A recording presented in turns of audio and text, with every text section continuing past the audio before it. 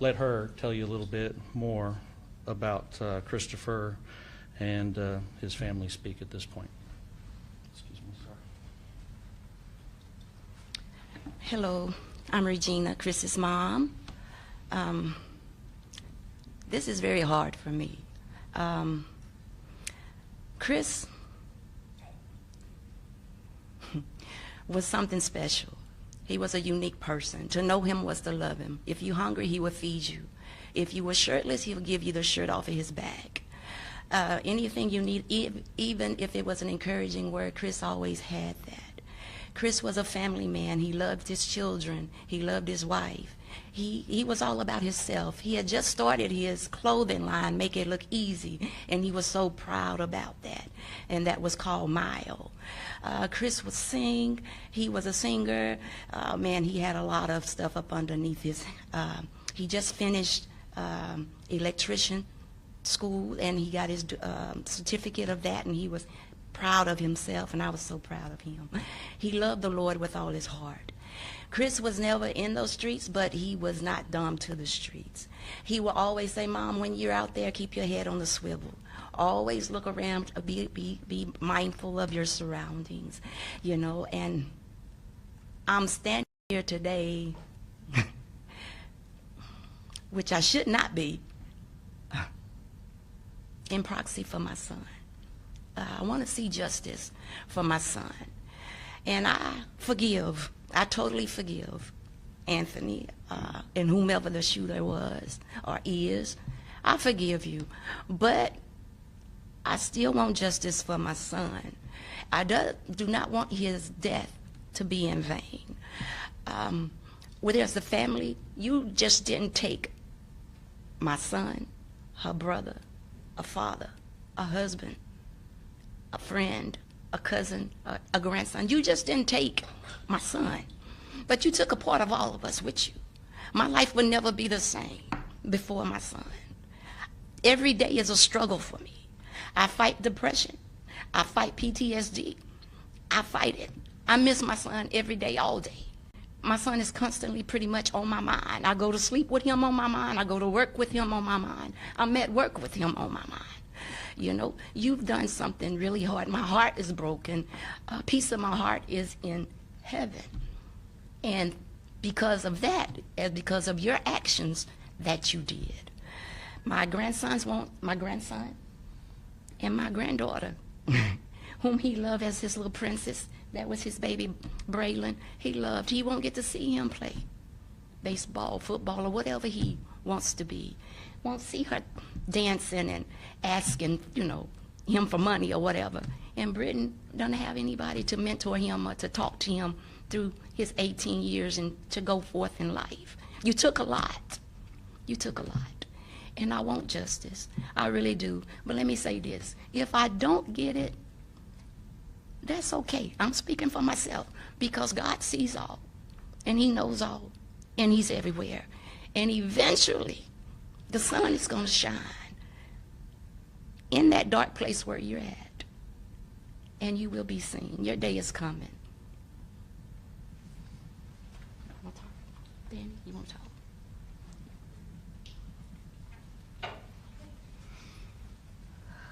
talk? Thank you once again. We really appreciate all the efforts of the Houston Police Department, the man hours that they've put in so far in helping us come to a conclusion with this whole situation. We, as my wife said, this can't be replaced. We really miss our son. These kids miss their father. Those opportunities just to see him grow into the man that we've raised him to be, you know, and see that come into fruition also be missed. And I also speak not only for my wife and myself. Yes, we forgive those involved. It's a hard thing to do. It hurts.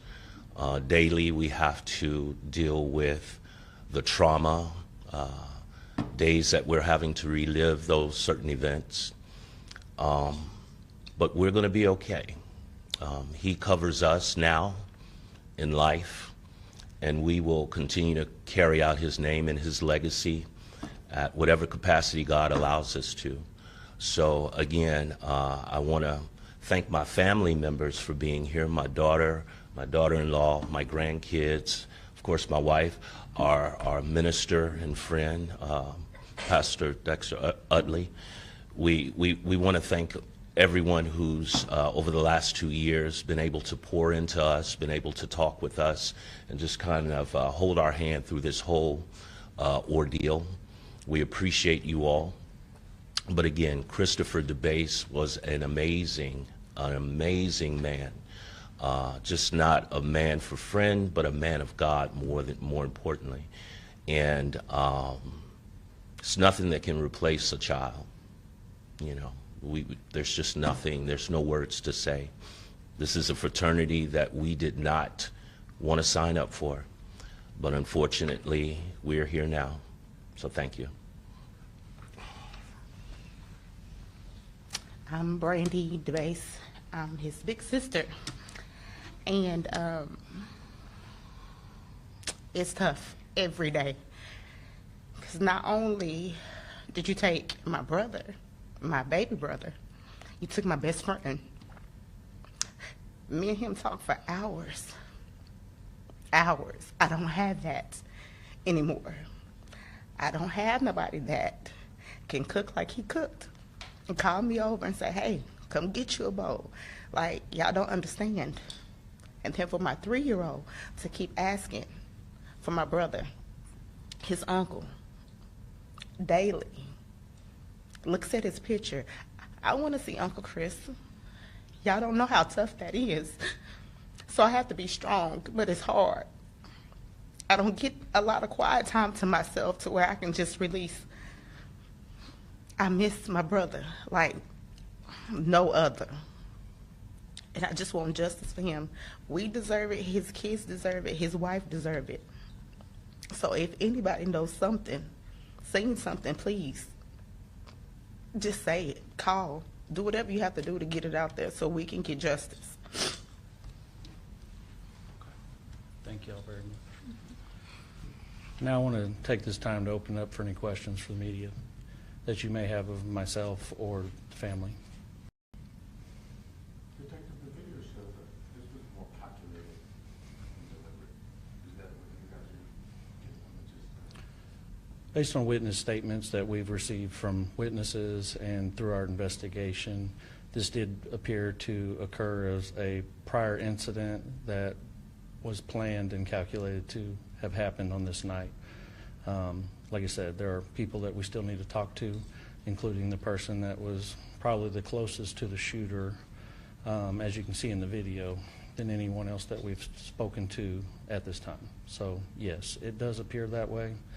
But like I said, there's still more information out there that we need to get to continue to put the pieces of this puzzle together so that we can have conclusion and then bring this family justice.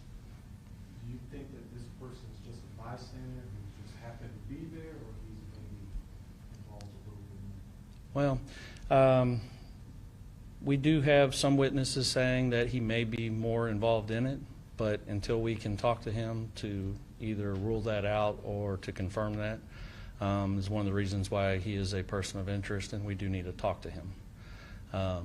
But we won't be able to confirm that until, like I said, we get to talk to him. So that's why that's probably our most important point in this, is if somebody knows where Anthony Wright is at this time or can convince him to come in and give his side of what happened and what he observed and witnessed and who he may have seen or spoken to while out there at the time of the shooting. Can you give us another description of this person walking up? I mean, because all we see is just... As we were told, he is a black male, dark complected, wearing obviously all black clothing that's with a hooded sweater, a face mask of some sort that is also black. He has black gloves on. And like I said, the description from multiple witnesses, he's between the heights of 6 foot and 6'3", 6'4", so he's a little taller than most of the people out there, or they had to look up at him. Like I said, Mr. Wright based off the information we've received, he's approximately 5'9". So, I mean, and he does have to look up to him in the video. So therefore, like I said, he's probably our best bet at this point, is getting more information to help close this case. Do we know where he ran off to? He was running? We do know that he approached from the south through the parking lot, and then, as you can tell, he ran the same way he approached from. The only thing south of that strip center is the apartment complex that I gave out earlier at the 10855 Meadow Glen, which is the Riverstone Apartments, number 2. Unfortunately, we do not have an eyewitness showing that he entered that apartment complex through the gate, so we can't say that we're absolutely sure that's where he ran to. But the most likely scenario is him being on foot and no other vehicles being seen fleeing from that. It just kind of makes sense that he ran into that complex and either got into a vehicle or went into an apartment. So any clue where it can be now in another state? I mean, you know, he could be anywhere right now. That's why we're asking for the public's help, that maybe they've seen him, or, you know, share this with your friends who live in other states, and maybe they know of him, or somebody in the neighborhood knows he's got family members in other states or other areas of the world. I mean, we don't know at this point. But any and all information will help us. Anything else? All right, well, I thank y'all for coming here today, and I thank the family. And like I said, we're going to continue to do our job to find this suspect, and like I said, get justice for the Debase family. Thank y'all again, and y'all have a good day. Thank you. Also, now, Vic Sentes with our PIO is going to do Spanish translation for our Spanish viewing public. So.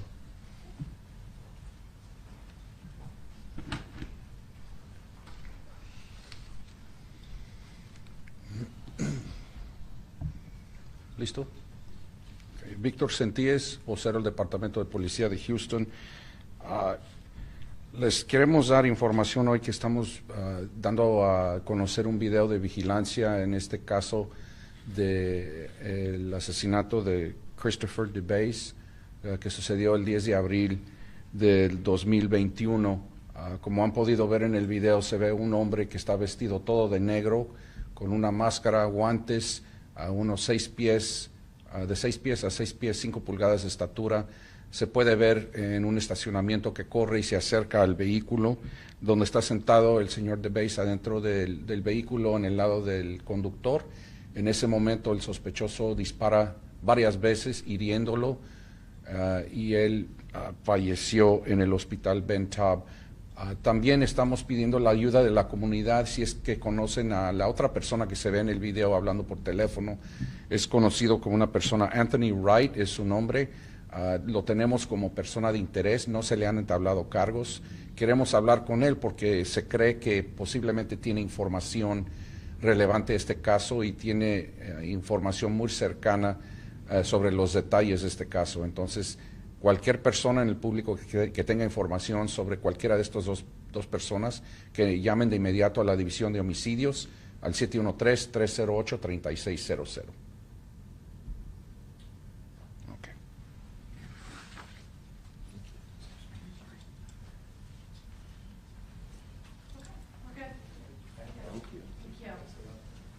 Did y'all get to see the video that we're putting out? I saw a little bit, but not much. Okay. Do you want to see it? I know it's gonna be tough. But, Yes. Yeah, I want to see it too. I don't know about you, Mommy.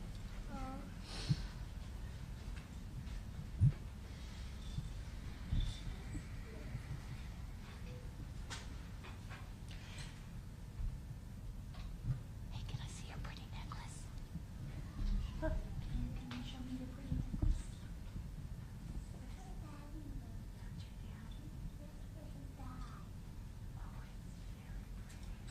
Yeah.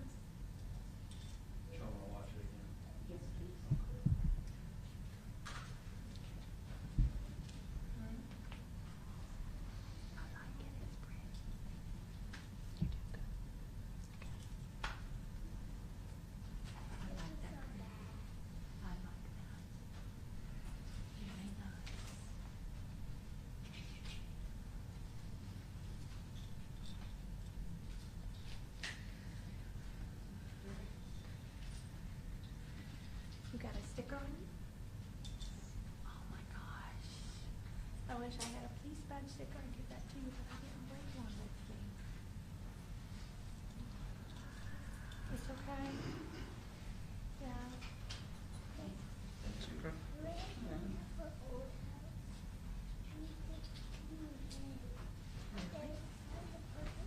Jody, do you still need this USB? No, y'all can have it, because it has all y'all's stuff on it. I knew it came from y'all. Okay.